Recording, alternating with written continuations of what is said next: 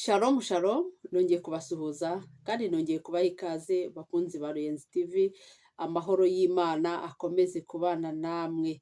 Nizere ko mumeze neza, nizere ko muri amahoro. Nari maze iminsi ntaboneka, nari maze iminsi mfite ibintu bimpugishije, ariko nabonetse, ni ukuri ndashima Imana, kandi namwe nizere ko muri amahoro, nizere ko mukomereye mu Mwami Yesu. Yesu nashimwe. Ndakomeza gushimira abantu bakomeje kudushyigikira, bakora subscribe, batera komenti, basharinga ijambo ry'Imana. Ni ukuri murabe igiciro gikomeye kuri Ruyenzi TV.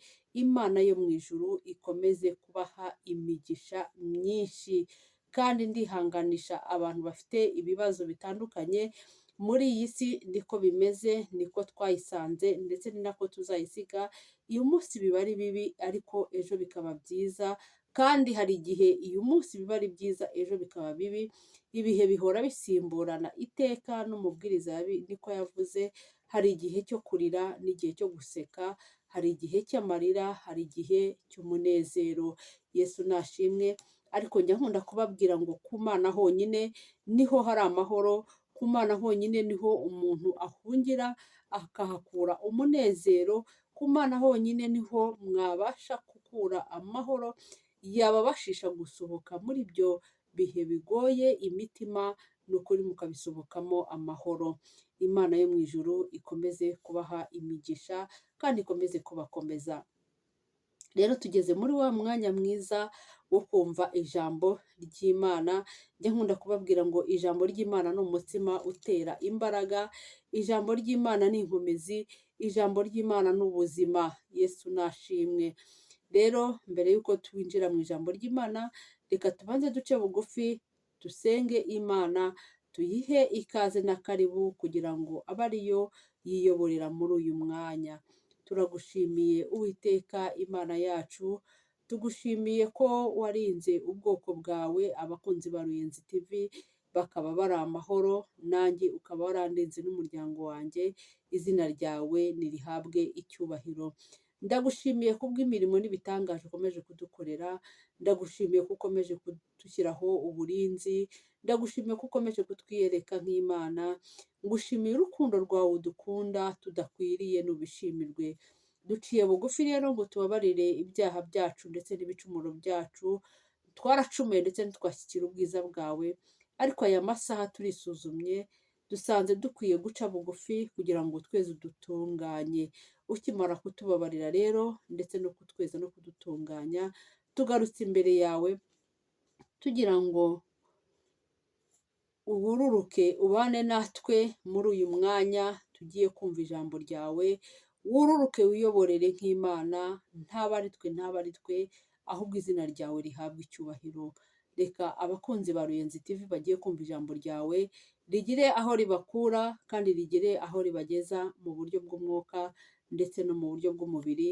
Nanjye ugiye kuribagezaho, reka nkubere mikoro, wirangurure nk'Imana, ubwire ubwoko bwawe icyo ubwifuzaho.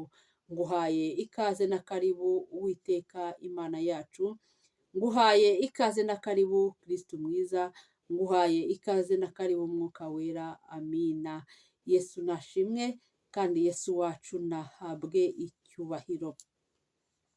Ijambo ry'Imana ry'uyu munsi riratuganisha ku cyerekezo cyo kwizera. Kwizera ni iki? Ese kwizera hari umumaro bifitiye abana b'Imana? Ese kwizera hari umumaro bifitiye abantu basenga? Yesu nashimwe, kandi Yesu wacu nahabwe icyubahiro. Reka twinjire mu ijambo twumve icyo Imana itubwira. Tujye muri Yakobo igice cya mbere, umurongo wa 6. Yakobo igice cya mbere, umurongo wa 6, turageza ku murongo wa 7.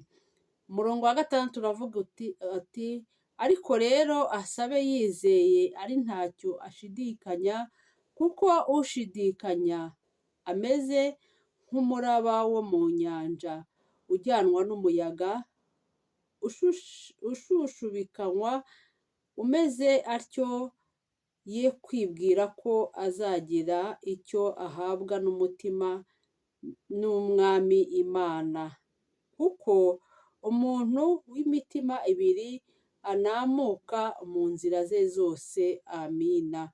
Yesu nashimwe kandi Yesu wacu nahabwe icyubahiro. Reka twongere dusubiremo iri jambo turyumve neza. Ntabwo ari ubwa mbere muryumvise, ariko uyu munsi niryo Imana yahaye abakunzi ba Ruyenzi TV.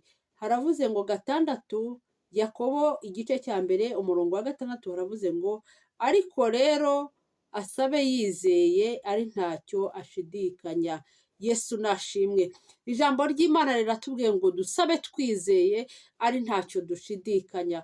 Nusenga Imana wizere ko Imana ibyo wayisabye igushubije, kandi wizere ko yumvise igiye kururukira kugutabara.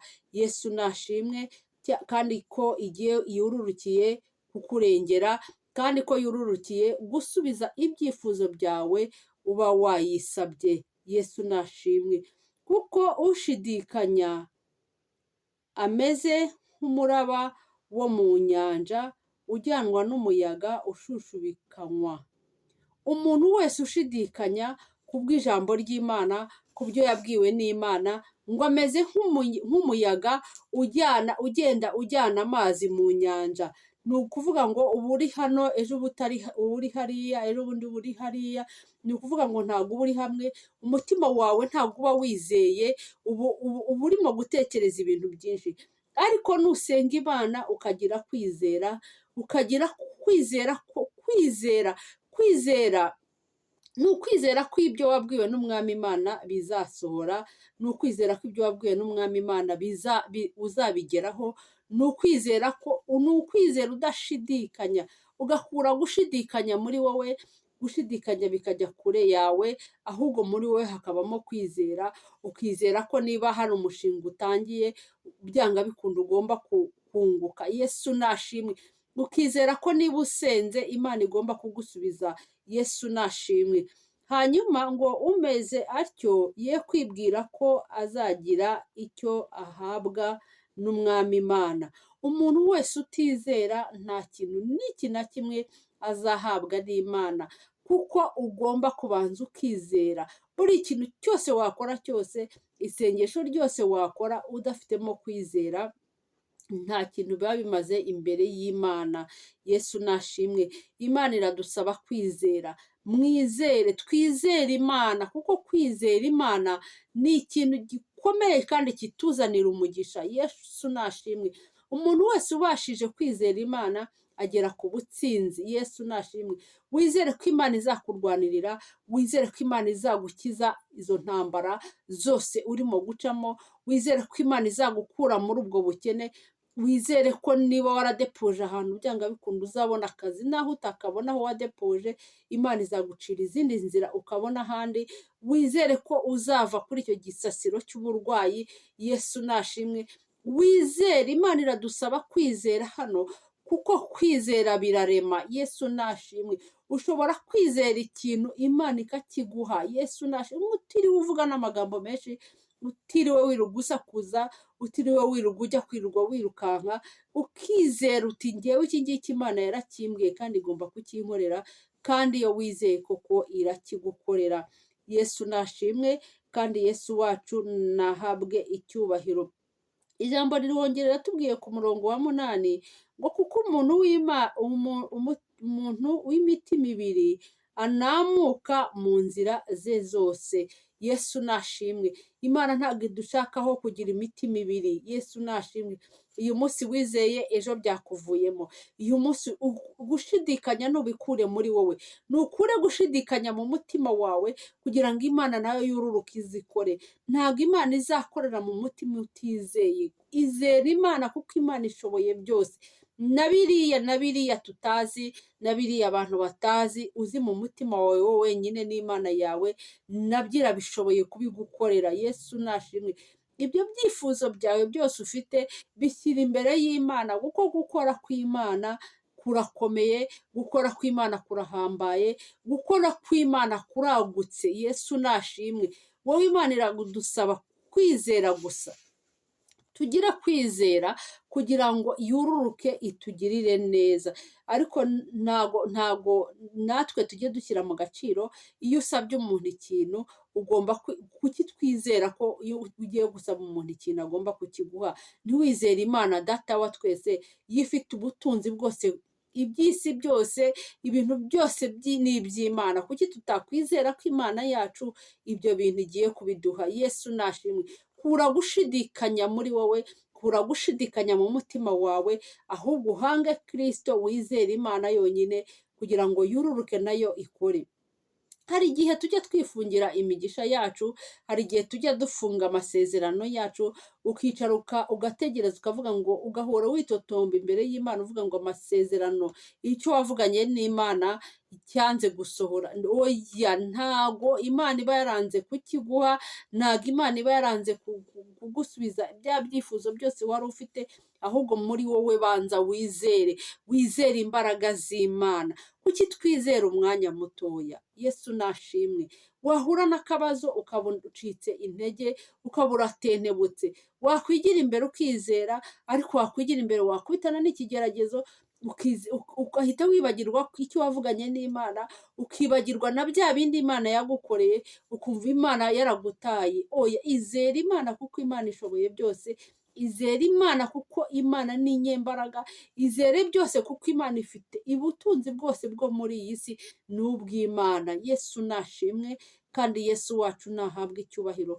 Bakunzi ba Ruyenzi TV, ni ukuri nimukure gushidikanya muri mwebwe, nimukure gushidikanya mu mitima yanyu, mwizere Imana, mwizere Yesu, mwizere. Nusenga usenga ufite kwizera.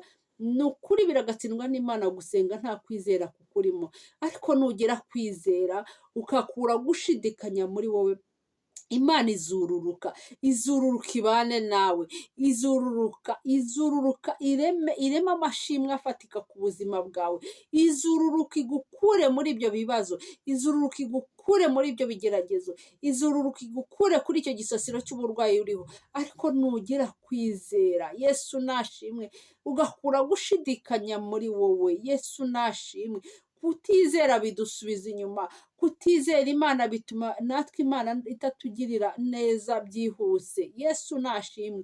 Ariko Imana iratubwiye ngo nitwizere, dukure imitima ibiri mu mutima wacu, kiragumishamo umutima umwe, wizera Imana yonyine kuko Imana ishoboye byose. Nta kintu n'iki na kimwe kigeze kinanira Imana. Yesu nashimwe kandi Yesu wacu nahabwe icyubahiro. Hano Imana iradusaba kwizera gusa, ubundi kururuka ikadukorera ibyo twifuza. Mwakire neza ijambo ry'Imana, bakunzi ba Ruyenzi TV. Turagushimiye Uwiteka Imana, tugushimiye kuri Imana ishoboye byose, tugushimiye ko nta kijya kikunanira mu bumana bwawe, tugushimiye kuri ndiho kandi kuzahoraho. Izina ryawe nirihabwe icyubahiro. Uwiteka Imana, ndagushimiye ko wumvise ibyifuzo byacu, ukaba utubwiye ngo twizere kuzadusubiza. Mwami wanjye, nuturemamo kwizera, udukuremo umutima wo gushidikanya. Abakunzi ba Ruyenzi TV bakuremo umutima wo gushidikanya, kugira ngo ibyo wababwiye, ibyo wabasezeranyije ubisohoreze kwiyubahisha. Ndagushimiye Uwiteka Imana, ngaho rengera ubwoko bwawe, abakunzi ba Ruyenzi TV, abarwayi ubakize, abashomeri ubaha akazi, abafite ibibazo bitandukanye Uwiteka Imana ubarengere. Uwiteka Imana, ukuboko kwawe kubakoreho, ihumure ryawe ribagereho, ubarindire ubuzima ndetse n'ubugingo, kuko ubugingo nibwo bwa mbere. Ndagushimiye Kristo mwiza, ndagushimiye Uwiteka Imana, kuri Imana yurukiye kubikora, kuri Imana yurukiye kubarengera, kuri Imana yurukiye kubatabara. Izina ryawe nirihabwe icyubahiro. Amina, haleluya. Shalom shalom. Yesu nashimwe kandi Yesu wacu nahabwe icyubahiro. Ni ukuri nimureke tugire kwizera, twizere Imana kuko Imana ni inyembaraga, twizere Imana kuko Imana ni nyabushobozi. Shalom shalom. Nkomeje gushishikariza abantu kudushyigikira, bakora subscribe, basharinga ijambo ry'Imana, batera comment, kandi ni ukuri mujye mureba ikiganiro cyose mukirangize, kuko nibwo musobanukirwa neza, mukumva icyo Imana idushakaho, kandi musharinge ijambo ry'Imana, muraba mudufashije gukora umurimo w'Imana. Imana yo mu ijuru ijye ibampera imigisha myinshi, ndabakunda cyane kandi n'Imana irabakunda. Shalom shalom.